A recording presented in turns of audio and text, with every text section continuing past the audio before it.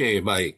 Nah, ini kalau saya tidak salah, Bro Ivan hari ini juga membawa seorang teman ya Ya, sebagai star kita.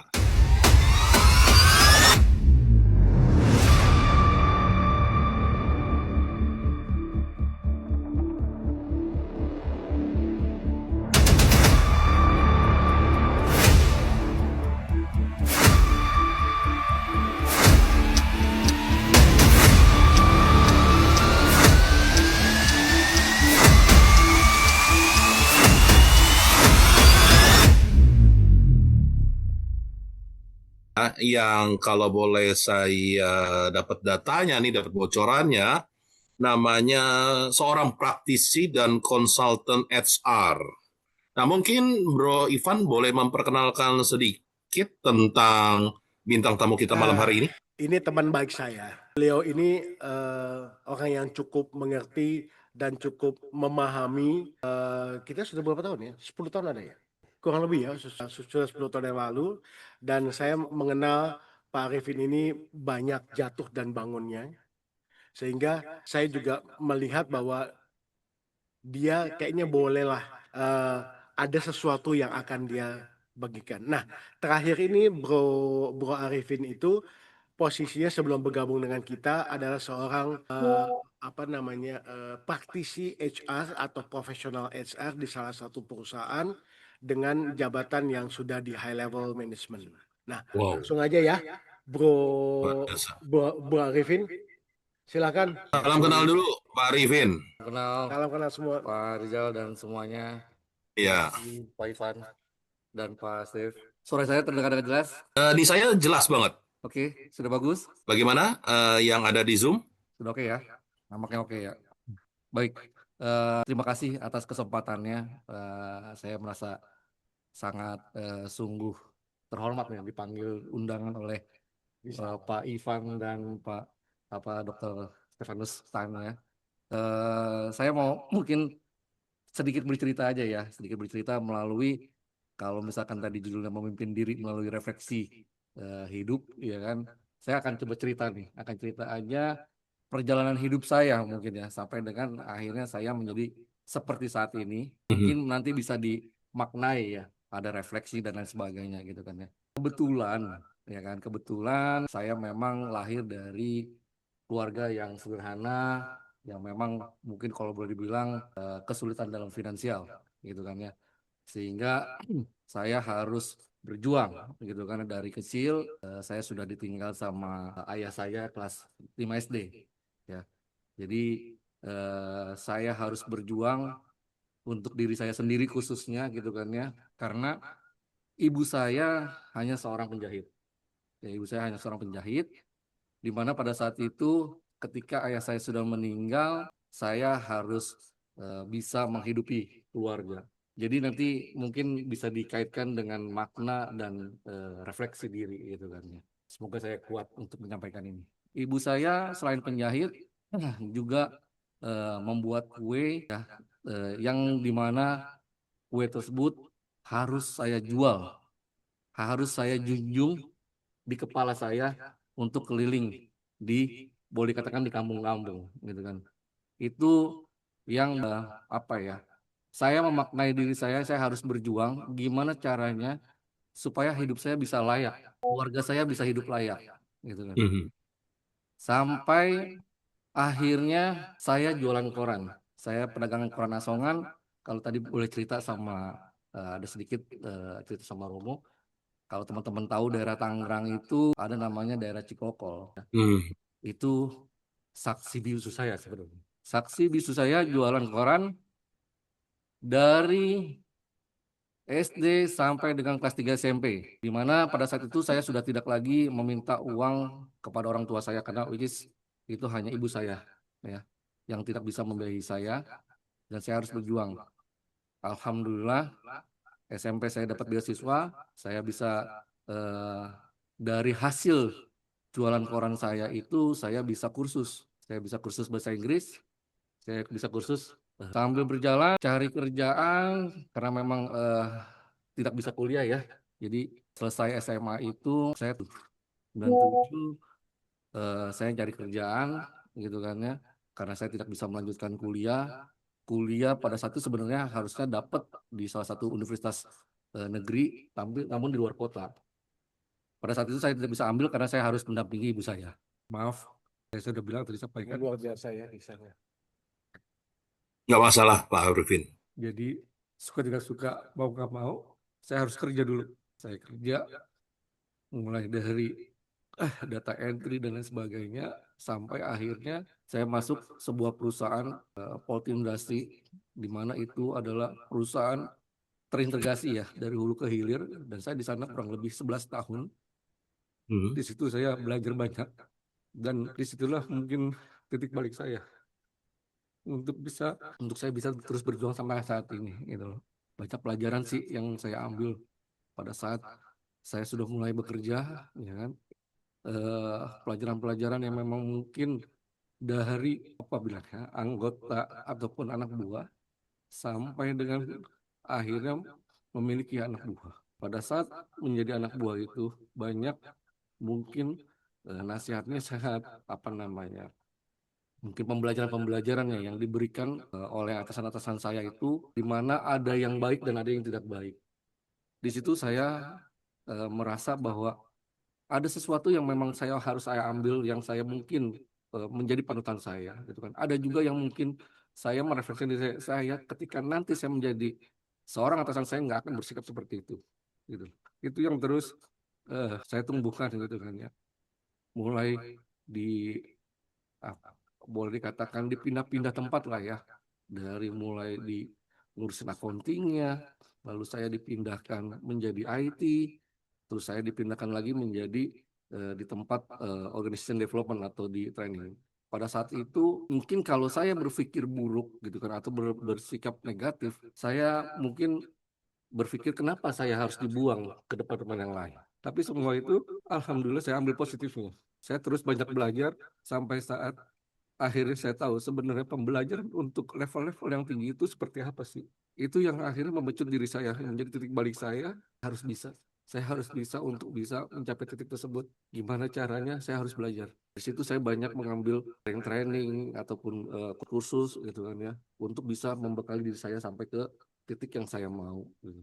Banyak hal yang terjadi yang mungkin teman-teman juga tidak lihat semuanya baik-baik saja ya gitu kan ya. Di dalam kehidupan saya ataupun journey saya, karir saya ini gitu kan ya, banyak jatuh bangun juga gitu kan ya, yang dimana di setiap perusahaan itu menurut saya tidak ada yang sempurna. Semua manajemen saya rasa perlu ada juga perbaikan, ada yang yang sudah bagus gitu kan ya. Nah, disitulah kita bisa memberikan, mencerminkan gimana pembelajaran-pembelajaran yang dari hidup saya kecil hingga saya saat ini. Saya harus menjadi panutan. Banyak saya jumpai juga mungkin teman-teman ataupun atasan-atasan yang hanya maunya tahu beres, tidak ada pembelajaran sama sekali yang diberikan, hanya bisa marah dan lain sebagainya. Dan itu saya tidak akan lakukan terhadap anak buah saya. Karena buat saya, ketika kita mau anggota kita maju, kita harus beri contoh yang baik. Kita harus berikan Maknanya ya. sesuatu yang baik sehingga mereka bisa bertumbuh dengan baik. Saya bisa sampai saat ini, saya rasa berkat perjuangan hidup saya yang memang harus saya buat sedemikian rupa dan saya harus perjuangkan segigi mungkin hingga saat ini. Mungkin kiranya true story saya ini ya bermanfaat buat teman-teman, apalagi sesuai dengan materi hari ini ya. Bagaimana kita memaknai hidup kita, merefleksikan diri kita untuk menjadi lebih hidup yang lebih baik. Terima kasih. Wow, luar biasa. Mari teman-teman yang ada di Zoom, kita memberikan emoticon yang mungkin bisa mewakili ya apa perasaan Anda, penghargaan Anda dan sebagainya untuk Pak Arifin. Sharing yang sangat menginspirasi, sharing yang sangat membangun. Mungkin sedikit pertanyaan sebelum saya masuk ke narasumber berikutnya. Menurut Bro Ivan dan Bro Steph, apa yang membuat Pak Arifin sedemikian berjuangnya sampai akhirnya memiliki pikiran untuk menjadi panutan? Kalau boleh minta izin, mungkin saya dulu menambahkan karena kenal beliau ini sudah cukup lama dan beliau ini sungguh luar biasa ya. Boleh dibilang cerita yang seperti itu saya sudah mendengar berkali-kali, tapi setiap kali saya mendengar itu menimbulkan satu inspirasi yang luar biasa, memberikan Ya. makna yang luar biasa. Dan thank you ya, Bro Arifin. Ini satu momen yang luar biasa untuk kita dan saya mendapatkan sesuatu yang sangat luar biasa. Bahwa memang apapun juga keadaan kita memberikan makna terhadap sesuatu kejadian netral itu akan membentuk siapa diri kita. Itu sih poinnya untuk saya. Mungkin Bro Steve mau tambahkan. Bravo Bro Arifin. Oke, sudah cukup, Bro. Mungkin bisa langsung ke Romo. Oke, baik. Terima kasih, Ivan, Bro Steph. Saya juga Dan sekali lagi terima kasih, Pak Arifin, yang sangat luar biasa pada malam hari ini. Dan para peserta webinar, pada malam hari ini nggak cuman Bro atau Pak Arifin Kurniawan yang hadir, tapi juga ada seorang yang luar biasa menurut saya, yaitu Romo Bambang Rudianto dari Sikat Yesus. Beliau adalah pastor paroki mahasiswa PMKAJ Unit Selatan. Kalau Anda lihat wajah dan tampilan di foto mungkin agak berbeda. Ya, begitulah. Saya nggak tahu mana yang lebih muda, mana yang lebih tua. Selamat malam, Romo. Selamat malam. Itu bacanya siapa itu? Aduh, saya udah lama nggak ketemu nih, jadi kangen juga nih. Gimana, Romo, sehat? Ini wajahnya lebih tua daripada yang digambar itu. Mampu membuat segala yang lebih mudah. Sehat ya, Romo ya? Sehat-sehat. Nah, Romo, kalau kita bicara eksamen nih, mungkin dari sudut pandang Romo sebagai rohaniwan, tapi hari ini ditantang bagaimana menjawab eksamen secara dalam dunia sekuler yang sebenarnya. Tapi dari pengalaman Romo juga, yang saya tahu sebagai dosen gitu ya, apa yang mungkin dapat Romo jelaskan tentang eksamen ini, Romo? Saya mau mengambil pengalaman Pak Arifin, mohon izin Pak Arifin ya. Luar biasa tadi sharingnya. Saya mulai dari gambar tadi ya. Nah, ini kan proses perjalanannya Pak Arifin ya. Kalau saya melihat konteks cerita awal dari SD sampai SMP ya Pak ya, itu kan perjalanan panjang.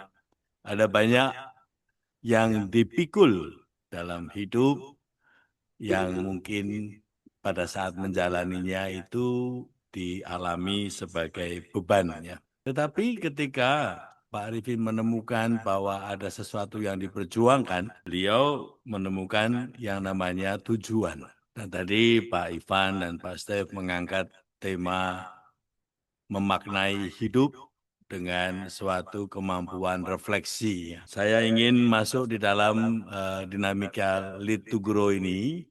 Saya sendiri mempelajari apa yang ditulis oleh kedua beliau ini dalam slide yang berikut ini. Saya loncat saja slide-nya ke slide nomor berapa? 4 mungkin ya. Lanjut saja dulu. Nah, ini kalau nggak salah Bapak Ibu sudah mempelajari slide ini ya. Saya mencoba memahaminya dari perjalanan Pak Arifin sekarang ini. Jadi kita itu kan manusia ya. Kita diciptakan sebagai manusia. Dan sebagai manusia yang paling terpenting adalah kita semua lebih daripada ciptaan lainnya. Kita tidak hanya raga, tidak hanya jiwa, tetapi kita diberi oleh Tuhan Sang Pencipta kemampuan rohani. Maka raga dan jiwa itu dapat merasakan beban. Kalau beban itu tidak dialami dalam sebagai manusia, maka kita hanya berhenti dalam raga dan jiwa. Tapi yang tadi dalam sharingnya Pak Arifin, saya menemukan dia terus mengarah kepada sesuatu yang namanya hidup itu ada tujuan. Dan itulah kemampuan rohani. Dan kita sebagai manusia dengan kemampuan rohani, berarti manusia itu diciptakan untuk suatu tujuan. Tidak berhenti dalam yang namanya dunia. Dunia memberikan kepada kita beban pada raga dan jiwa. Maka banyak orang stres menjadi depresi karena kemampuan rohaninya tidak diberi ruang untuk berkembang dengan menemukan tujuan hidup. Nah, dalam dinamika Lead to Grow, kan Bapak Ibu sudah mempelajari atau mendapatkan masukan tentang yang namanya proses menjadi manusia ya. Maka kita diciptakan sebagai manusia, tapi manusia yang masuk dalam proses menjadi. Maka disebut human being. Dan kemana arah tujuan kita adalah menjadi manusia yang fully human being. Sampai pada titik di mana kita menjadi fulfilled human, manusia yang utuh ya, tidak hanya manusia yang penuh tapi yang utuh. Nah, dalam proses menjadi manusia yang utuh itu tentu kita melewati berbagai macam pengalaman-pengalaman yang terus kita alami. Yang tadi disebut pengalaman konkret itu pengalaman yang nyata yang terjadi. Pak Arifin harus melalui pengalaman konkretnya berjualan koran dari SD sampai SMP. Dan bahkan setelah itu juga harus berhadapi dengan berbagai macam tantangan dalam lingkup pekerjaan. Tapi itu semua peristiwa konkret itu tidak akan menjadi peristiwa yang berarti kalau kita tidak memaknainya sebagai manusia yang terus mencari tujuan dan berproses kepada tujuan yang lebih. Maka dalam tahap kita knowing, having, relating, itu semua proses manusia. Tetapi dalam proses itu kita punya tujuan. Kalau saya melihat prosesnya kita dari masa anak-anak itu kan kita mengetahui banyak hal ya, curiosity ya, keinginan tahu. Tapi di situ kita punya tujuan. Tidak semua yang kita dapatkan sebagai pengetahuan itu harus kita pegang semuanya. Maka ada kemampuan mengontrol. Lesson learning-nya apa? Kita mengontrol semua pengetahuan-pengetahuan yang masuk dalam hidup sebagai anak-anak. Lalu kemudian kita punya dari pengetahuan keinginan banyak. Maka kita belajar untuk membatasi keinginan-keinginan. Sampai akhirnya kita menjadi orang dewasa muda, kita dibantu untuk mempunyai yang namanya dari keinginan menjadi kebutuhan. Maka kita punya dalam relasi belajar untuk menentukan prioritas. Dan inilah yang kita pelajari dalam mencari makna tadi. Tujuan itulah yang membantu kita memaknai setiap tahapan-tahapan manusia menjadi manusia yang penuh dan manusia yang pada akhirnya utuh. Di manakah manusia menjadi semakin utuh kalau kemampuan rohaninya juga berkembang dalam hidupnya. Maka slide berikutnya, saya ingin mengajak Bapak Ibu untuk melihat ini ya. Di manakah peranan kemampuan rohani dalam setiap hidup manusia? Bapak Ibu, teman-teman semuanya, kita kerap mengatakan musuh kita ini adalah dia atau mereka ya. Musuh kita itu bukan manusia. Musuh kita itu adalah iblis ya. Musuh kita itu adalah makhluk ciptaan tapi yang menolak Tuhan. Dan iblis itu tujuannya nggak ada. Karena dia nggak punya tujuan, karena tujuannya menolak Tuhan. Maka dia nggak punya tujuan, dia menolak Tuhan terus, bahkan sampai membuat manusia ditipu, dibohongi. Caranya bagaimana? Ya, dengan cara macam yang membuat manusia tidak sadar.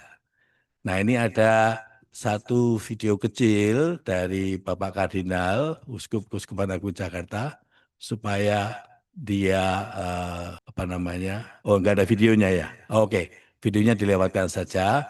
Berarti ke slide berikutnya. Nah, di manakah setan itu membuat manusia itu ditipu atau tertipu oleh kemampuan lihainya setan? Saya ingin melihat di sini. Kalau manusia hanya berkembang sebagai manusia saja, mungkin dia sadar diri ya, self-awareness-nya mungkin lebih besar. Tetapi di sini sebenarnya manusia masih punya satu hal yang perlu dia berkembang, yaitu tadi yang dikatakan Pak Ivan, sense of self ya. Saya mau memberikan sedikit ilustrasi. Saya ini kan juga perokok ya, tapi baru saja tidak hanya sadar diri, tapi saya menemukan suatu kekuatan yang membuat saya, rokok itu kan nikmat ya, dan kenikmatan nggak bisa dihentikan. Saya berkali-kali berhenti ngerokok ya, tapi Saya mendapatkan surat dari pimpinan saya, yang tadi saya sebut Bapak Kardinal ya.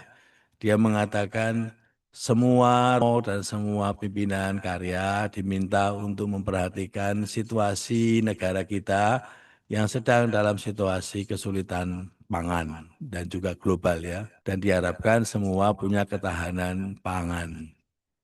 Lalu dari kata itu saya mengatakan, waktu saya mau beli rokok, saat ini negara kita tidak baik-baik. Saat ini ada masalah pangan. Dan banyak masyarakat yang dengan UMR pun sekarang kesulitan karena harga naik. Sementara saya membeli rokok, nikmat. Tapi saya melihat ada suatu kenikmatan lain yang lebih daripada nikmat yang untuk saya. Dan saya melihat dalam iman saya ya, saya mau mempersembahkan kenikmatan saya untuk Tuhan lewat membangun ketahanan pangan. Maka sejak saya udah berkali berhenti merokok, tapi kali ini saya menemukan bukan saya berhenti, tapi saya mempersembahkan kenikmatan ini untuk kebaikan yang lain. Dan inilah yang saya sebut, tadi Pak Ivan katakan, sense of self ya.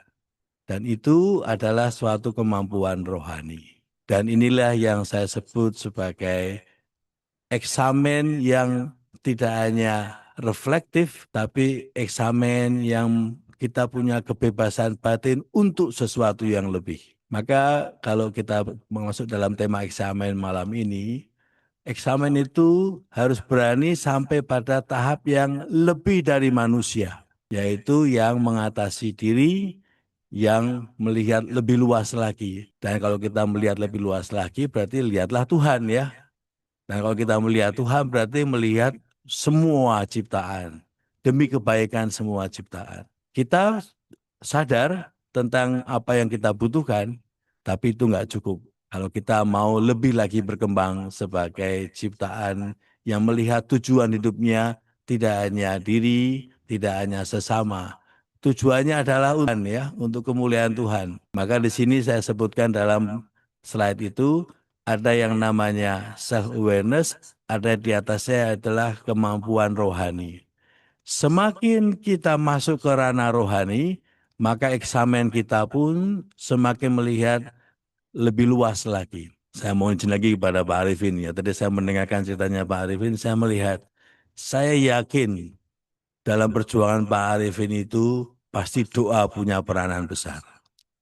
Dalam perjuangan Pak Arifin itu pasti imannya berbicara banyak. Dan itulah yang membuat kita berani loncat untuk sesuatu yang mustahil secara manusia. Eksamen membuat kita juga berani loncat dalam secara perhitungan manusia nggak mungkin. Tapi dengan kekuatan doa, kekuatan iman, orang berani melihat yang lebih dalam cara dia melihat dirinya dan sesamanya. Nah, sekarang saya mau mengakhiri ya penjelasan singkat tentang eksamen ini pada slide yang terakhir ya. 3 menit saja, cobalah setiap hari Anda bertanya, apa yang terbaik hari ini yang dialami? Dari semua yang dialami, disentuh, adakah yang aku dapat katakan, terima kasih Tuhan untuk anugerah ini. Kata bersyukur itu adalah kata yang keluar dari kemampuan rohani. Yang kedua, apakah yang terburuk hari ini? Tapi di situ dari sisi manusia ya. Manusia kan senangnya menghakimi toh. Tapi kita di sini tidak menghakimi, tapi berbicara kepada Tuhan dengan mengatakan, Tuhan ampuni saya, hari ini saya masih jatuh lagi. Jadi di sini sebenarnya kekuatan rohani tetap ada. Bukan untuk menghakimi, tetapi untuk berani bangkit, melihat Allah. Maka eksamen yang semakin lebih tinggi adalah melihat Tuhan, bukan melihat diri, bukan melihat sesama. Dan yang ketiga, marilah kita punya harapan. Dan itulah kekuatan dari orang beriman. Setan itu paling takut pada orang beriman, karena dia nggak bisa nipu lagi ya. Tipu-tipu setan ketahuan sama orang beriman. Kemana? Ketika orang tidak lagi melihat Allah sebagai tujuan, maka dia tidak punya harapan. Karena dia berhenti pada dunia. Maka saya ingin mengajak Anda terakhir menutup dengan satu kata ini. Katanya adalah guidance. Slide terakhir, Mbak. Nah, lagi terus. Satu lagi. Nah, ini kata terakhir sebagai penutup kata eksamen. Eksamen adalah sesuatu kemampuan kita mengetahui kemana tujuan kita dan sarananya apa, yaitu sarananya kita mampu melihat Anda dan saya dan kita semua manusia adalah sarana. Kalau kita melihat kata guidance, coba perhatikan Bapak Ibu. Nah, ini kalau kita pecah kalimatnya, jadi ada kata dance ya di belakang ya. Lalu kata GUI. Kalau dalam bahasa Inggris berarti G bisa kita sebut God, you adalah Anda, I adalah saya. Maka kesadaran yang self-awareness itu masih kita lihat di level you and I. Karena apa? Karena manusia masih mencari makna untuk dirinya. Lalu manusia mencari makna untuk sesamanya. Maka dalam keluarga ya saya mencari makna untuk anak saya, untuk istri saya, untuk suami saya, untuk keluarga saya itu baik, tapi nggak cukup. Karena kalau nari kita hanya untuk keluarga diri sendiri, pasti nari kita ke sandung-sandung ya. Maka semua ikut menari, tetapi ritmenya bukan you and I saja. Kita harus berani keluar dari ritme itu, yaitu mengarah kepada G. Tuhanlah yang menjadi ritmenya. Eksamen yang kita mulai harus berangkat dari you and I dulu, tapi tidak berhenti di sana. Kita terus dengan kemampuan rohani mencari tujuan yang lebih lagi. Sehingga saya tadi merasakan ya kekuatan sharingnya Pak Arifin itu, dia terharu dengan hidupnya karena dia melihat kebesaran Tuhan dalam hidupnya. Dan inilah lead to grow ya. Mari kita berkembang terus kepada yang lebih besar, bukan tentang diri kita, bukan tentang sesama kita. Saya percaya kisah Pak Arifin adalah kisah Anda juga, kisah saya juga. Yaitu semakin kita besar, berarti kita semakin melihat keagungan Tuhan. Itulah eksamen. Terima kasih. Wow, luar biasa. Penjelasannya sangat tenang, sederhana, pendek, tapi nembak gitu ya. Itu apalagi terakhir guidance. Nah, Romo, mungkin saya ingin bertanya sebelum mungkin Pak Ivan atau Pak Steph yang akan bertanya. Dengan kata lain, kalau kita ingin bertumbuh, sebenarnya bukan untuk bertumbuh karena kita sendiri, tapi bertumbuh karena kita mengimani adanya Tuhan di dalam hidup kita. Apakah demikian? Bertumbuh tiada lain adalah dituntun. Dituntun. Maka dalam lead to grow masih ada satu lagi, yaitu berkembang. Jadi ketika kita bertumbuh, grow itu kan berkembang ya. Maka dalam pertumbuhan itu kita lewat berbagai macam peristiwa. Itulah eksamen. Kita melihat makna dari setiap peristiwa. Makna. Tapi dalam perjalanan yang lebih dalam kita semakin melihat makna yang lebih dalam kita adalah ketika kita semakin masuk dalam misteri hidup kita, yaitu Sang Pencipta sendiri. Maka kita berkembang secara kualitas hidup karena kita bertumbuh dalam pengalaman-pengalaman manusia lewat jatuh bangun, dan itu semua menjadi sarana kita menemukan tujuan yang lebih dalam hidup ini, yaitu keagungan Tuhan. Dan inilah yang saya katakan, tantangan masyarakat modern sekarang ini ketika dia hanya bertumbuh tentang dirinya dan sesamanya, tetapi dia berhenti berkembang karena kualitas hidupnya tidak dalam, tidak utuh. Maka kalau saya katakan manusia itu menjadi fully human tapi tidak fulfilled karena dia hanya bertumbuh lewat menjadi tua, tapi ketika menjadi tua, hidupnya tidak utuh. Karena apa? Pada akhirnya kita kembali ke sana. Kita punya banyak hal, tapi tidak berarti bahwa yang kita punya itu membawa kita ke sana. Kalau itu membuat hidup kita berhenti, tidak berkembang. Dan itulah yang saya sebut eksamen. Kita selalu melihat makna hidup saya, makna hidup saya. Tapi pada titik yang terbesar adalah makna hidup saya dalam kaitan relasi dengan Sang Pencipta. Itulah yang terbesar. Saya mau mencoba menganggapi ini dengan 3 hal ya.